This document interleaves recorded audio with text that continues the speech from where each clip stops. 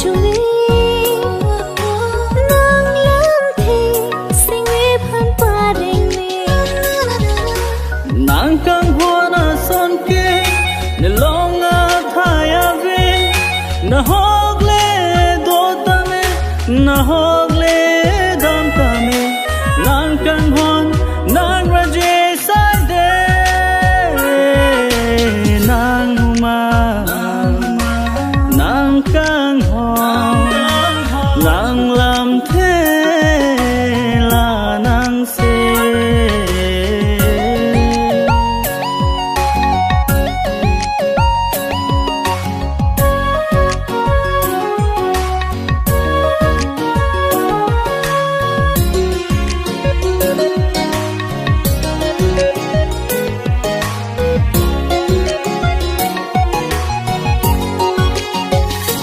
फिर भी कहाँ चे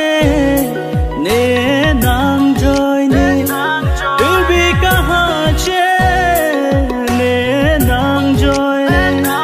बोले दूंजी ने बांसो आपिर थे काय के तने ने ला नाम जोइने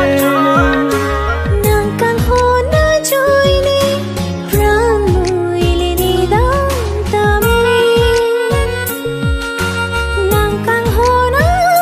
joy ne pran mui le ni dam ta me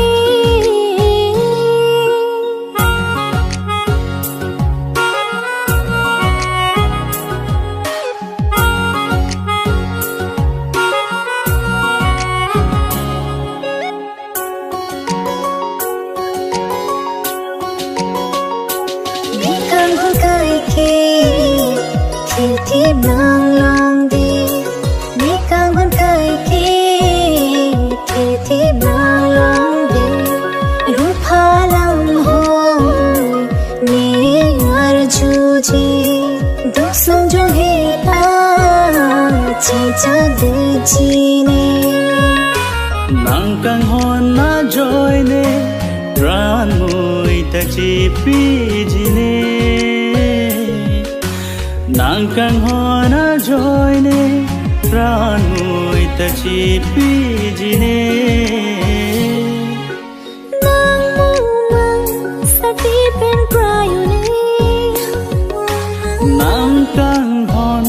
sing we pen varu ne la nang se la puan kar chumi nang lam the sing we phan pa renge